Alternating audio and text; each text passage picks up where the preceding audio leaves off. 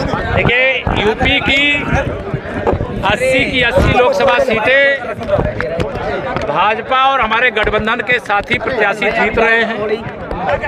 देश में अब की बार 400 पार, फिर एक बार प्रचंड बहुमत की मोदी सरकार।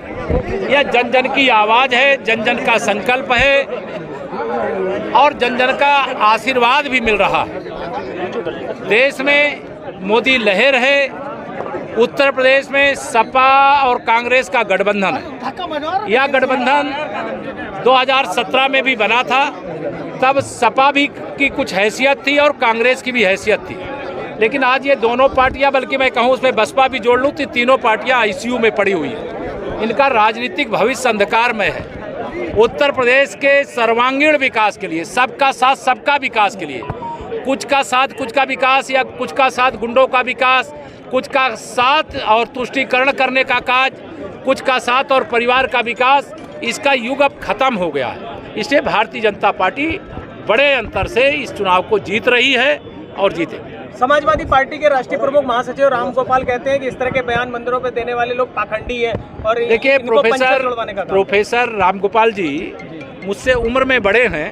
मैं उनकी गाली का जवाब गाली से नहीं दूंगा, लेकिन लोगों से अपील जरूर करूंगा कि उनके गाली का जवाब कमल का फूल खिला करके दें, साइकिल को उड़ा करके सैफई तक भिजवा करके दें और सपा को समाप्तवादी पार्टी बना करके। लेकिन भारतीय जनता पार्टी लोकतंत्र को खत्म करके और जिस तरह संविधान में परिवर्तन करना चाहती है, ये अखिलेश यादव लगातार कह रहे हैं। देखिए, भारतीय जनता पार्टी न संविधान बदलना चाहती है और न लोकतंत्र खत्म करना चाहती है। भारतीय जनता पार्टी देश की 140 करोड़ जनता की सेवा किया है और सेवा करना चाहती है। भारत को विकसित राष्ट्र बनाना चाहती है, गरीबों को अमीर बनाना चाहती है, नौजवानों को रोजगार देना चाहती है, महिलाओं का सशक्तिकरण करना चाहती है। ये चाहे राहुल गांधी जी हों, चाहे अखिलेश यादव जी हों, जिनको लोकतंत्र या संविधान खतरे में नजर आता है। लोकतंत्र संविधान खतरे में नहीं है, बल्कि इनका राजनीतिक भविष्य खतरे में है। इनके राजनीतिक सूर्य का अस्त होना सुनिश्चित हो गया है।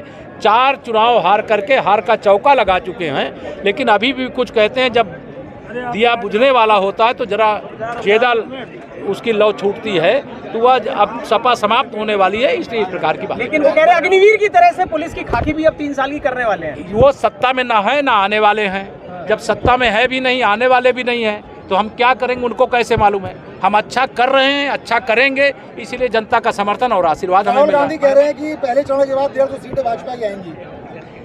श्री राहुल गांधी जी के अगुवाई में आप 2014 से चुनाव इस देश का देख रहे हैं और 2014 हार चुके, 19 हार चुके, 24 हारने जा रहे हैं। और श्री अखिलेश यादव जी 2014 हारे, 2017 हारे, 2019 का लोकसभा गठबंधन के बाद भी हारे, 2022 का विधानसभा भी हारे, अब उनकी 5वीं हार है।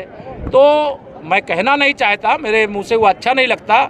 ये पप्पू और गप्पू की जोड़ी है जिसका कोई भविष्य नहीं। धन्यवाद।